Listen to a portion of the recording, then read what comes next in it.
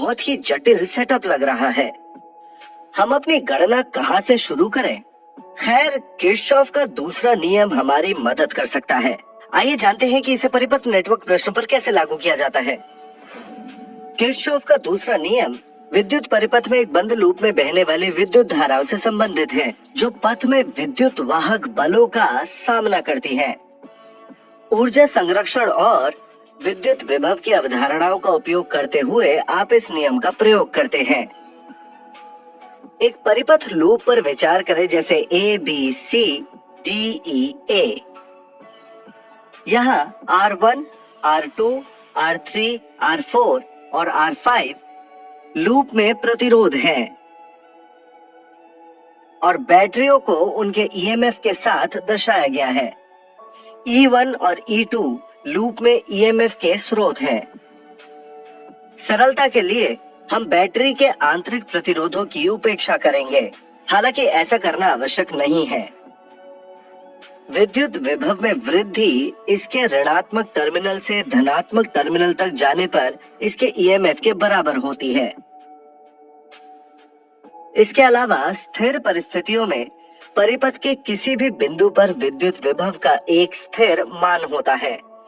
इसलिए परिपथ पर किसी भी बिंदु जैसे A से शुरू करते हुए यदि A पर विभव को VA के रूप में लिया जाता है और यदि हम परिपथ के अनुदिश दक्षिणावर्त दिशा में जाते हैं तो विभव घट जाता है I1 R1 मात्रा द्वारा प्रतिरोध R1 को पार करने पर, और विद्युत धारा उस दिशा में प्रवाहित होती है जिस ओर विभव घटता है।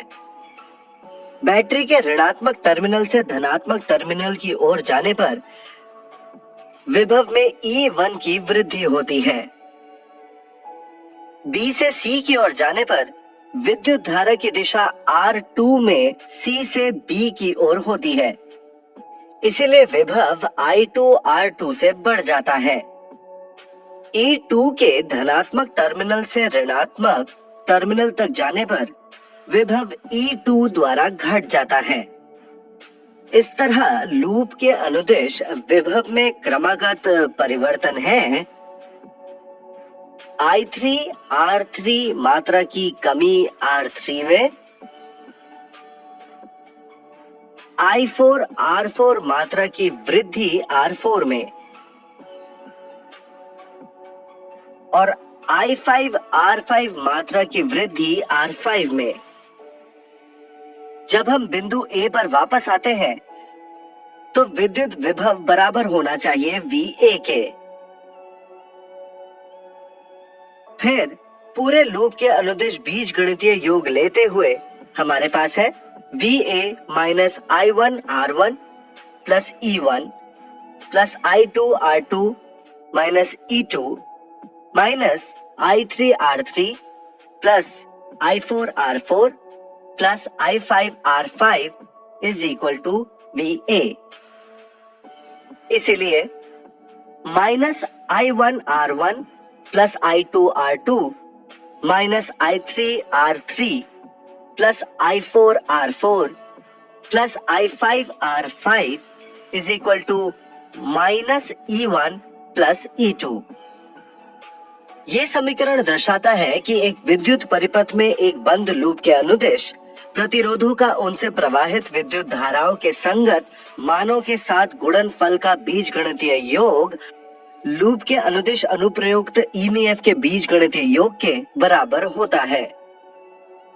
ये किरचॉफ के द्वितीय नियम का कथन है। सारांश, इस वीडियो में हमने सीखा कि प्रतिरोध को पार करने पर विद्युत धारा की दिशा में विभव कम हो जाता है और बैटरी के ऋणात्मक टर्मिनल से धनात्मक टर्मिनल की ओर जाने पर यह बढ़ जाता है। हमने किरचॉफ का दूसरा नियम भी सीखा, जो बताता है कि प्रतिरोधों का उनसे प्रवाहित विद्युत धाराओं के संगत मानों के साथ गुणनफल का बीजगणितीय योग लूप के अनुदिश अनुप्रयुक्त ईएमएफ के बीजगणितीय योग के बराबर होता है।